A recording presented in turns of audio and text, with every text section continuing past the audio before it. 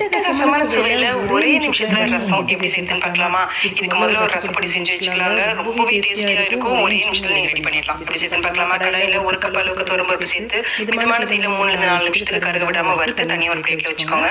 அதே கப்ல 1 கப் அளவுக்கு மல்லி விதையை சேர்த்துட்டு 3 ல 4 நிமிஷத்துக்கு நல்லா சூட வறுத்துட்டு தனியா எடுத்து அதையும் வச்சுக்கலாம். அடுத்தது 1/2 கப் அளவுக்கு சீரகம், 1/4 கப் அளவுக்கு மிளகு சேர்த்துருக்கீங்க. உங்களுக்கு தேவைப்பட்டுச்சுன்னா 1/2 கப் அளவுக்கு கூட மிளகு சேர்த்து ஒரு 3-4 நிமிஷத்துக்கு நல்லா பொரிஞ்சு வர அளவுக்கு வறுத்துட்டு தனியா எடுத்து வச்சுக்கலாம். இந்த அளவுக்கு புளியை நல்லா சுத்தம் செஞ்சுக்கோங்க.